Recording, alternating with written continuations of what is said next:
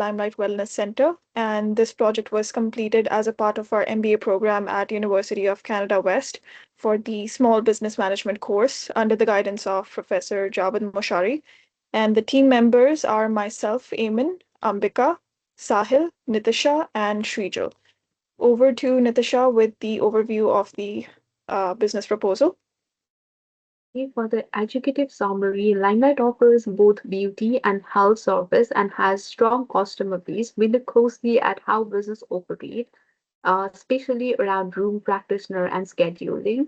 So our proposal focus on improving internal operation on Limelight's what Limelights already have and how it can be used effectively and in a more sustainable way. So Limelight is currently generating about 1.3 million in annual revenue and with a goal to reach $2 million in revenue.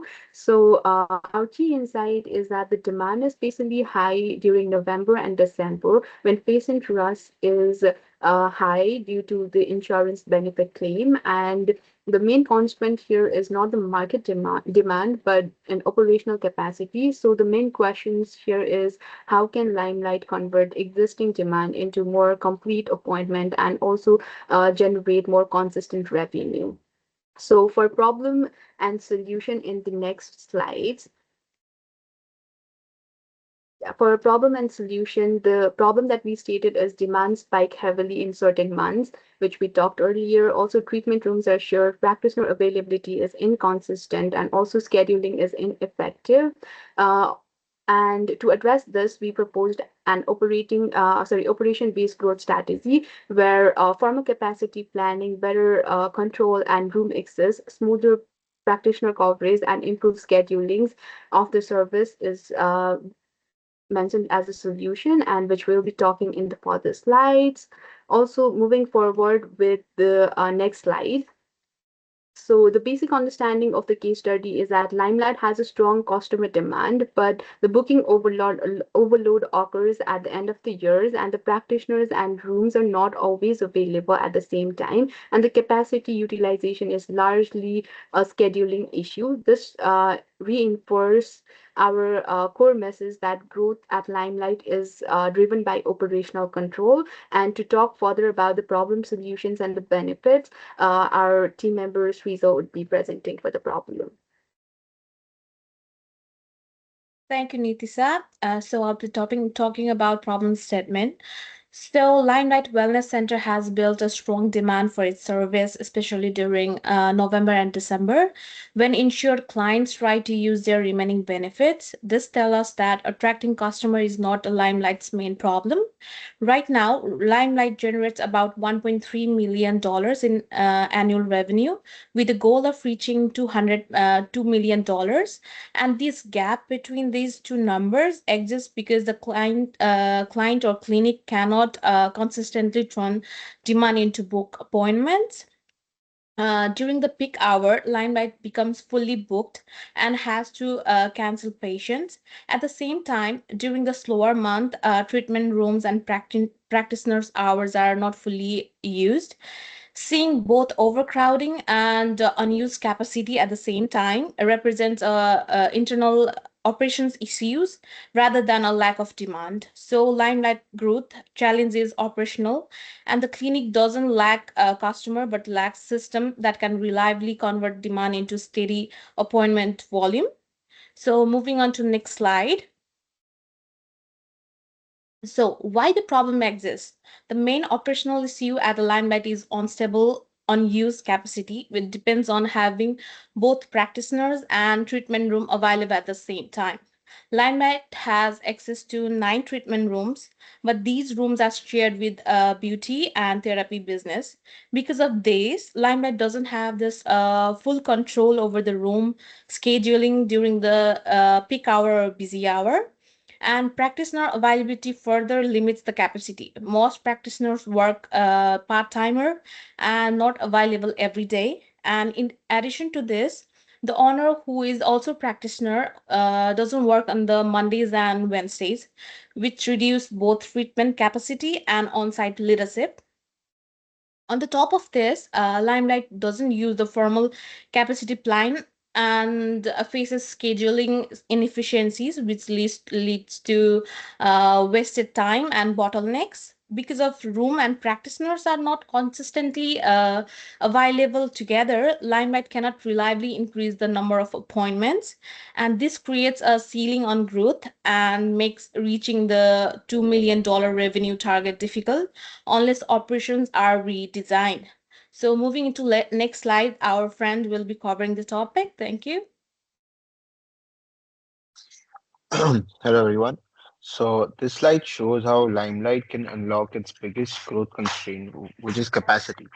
Right now, demand peaks in the months of November and December, but Limelight loses revenue because rooms and practitioners are not available at the same time. So instead of scaling the business, it hits a ceiling. First, we introduce strategic capacity planning. We can use a simple formula of available capacity is equal to practitioner hours into room availability into operating days. This gives management a clear data-driven view of how many appointments and how much revenue the clinic can actually support. Without this, growth decisions are guesswork. Second, we enhance the room access by securing the room blocks and the access during these 2 months, revising joint venture agreements, and even using seasonal subleasing. Limelight can unlock more physical treatment space exactly when demand is highest. And the last, we optimize this seasonal staffing. Instead of part-time availability, Limelight offers seasonal contracts with guaranteed hours during peak months. Next slide, please. Yeah. So the three operational strategies don't work in isolation. Rather, they work as a system. Strategic capacity planning tells Limelight how much demand it can actually serve. It turns practitioner hours, room availability, and operating days into a clear ceiling for revenue. Without this, management is flying blind. But knowing capacity is useless if Limelight can't access enough treatment rooms, which is why enhanced room access is the second level. By securing room blocks and using seasonal leasing during peak months, the clinic removes the physical attributions that limits growth. And to conclude, when these three work together, Limelight gets the right staff in the right rooms and at the right time. That alignment converts seasonal spikes into steady revenue, allowing the business to grow beyond its current ceiling and move towards long-term stability. Next, we have So, thank you, Sahil. I will be talking about the internal deliverables. This part of the project is really about understanding how Limelight is using what it already has. First, we look at operational capacity, how practitioners, rooms, and scheduling currently work together, and where things slow down or go unused. Then we create a capacity planning model to clearly show how many appointments the clinic can realistically handle each week and month, and after that, we can focus on scheduling improvements with simple changes to reduce the idle room time and avoid overbooking and better use of slower periods. We also suggest a seasonal staffing approach so staffing levels match demand instead of staying the same all year round. And finally, we review revenue and demand, focusing on spreading demand more evenly and prioritizing services that bring the most value. And for the timeline, we've kept it very simple and structured. Week 1 to 2, we'll review data and assess capacity. Week 3 to 5, we'll build the capacity model and review the scheduling.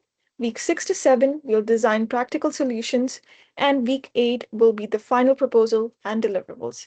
This step by step approach keeps the project realistic and easy to execute. Thank you, Aman. Um, Next slide is slide 10, commercials and credibility. As we move on to the commercial side of our proposal, our approach is intentionally practical and cost efficient. Instead of relying on heavily on capital investment, the focus is on optimizing existing resources through operational planning, scheduling system, and improvements and short-term staffing alignment as well. To manage the risks and management maintain the transparency, we have designed a project-based milestone pricing model. This allows Limelight to review progress at this stage before proceeding further with payments tied directly to completed milestones. Overall, uh, this structure ensures financial control while allowing flexibility as operational improvements are implemented. Moving on to the slide 11, terms, conditions, and call to action. Can you? Okay. In terms of engagement, all information will be treated as strictly confidential and used only for academic and proposal purposes. Our recommendations are advisory, and the scope and the timelines remain flexible and collaborative to align with Limelight operational realities. More importantly, this proposal highlights that Limelight $2 million revenue goal is achievable through operational control rather than demand expansion. By introducing structure, capacity planning, and the balance between seasonal demand and the supply, and better aligning practitioners rules and scheduling, Limelight can consistently convert existing demand into sustainable revenue growth. So moving on to the last slides about the team and final closing. Our consulting team from University Canada West brings a strong foundation in operation management and service-based growth strategies. Each recommendation has been specifically tailored to Limelight current environment, including shared treatment rooms, part-time practitioners, and predictable seasonal demand fluctuations. To conclude, these proposals present a clear opportunity to transfer operational constraints into long-term operational strength. Thank you for your time and attention. We truly appreciate the opportunity to present our recommendation. Thank you.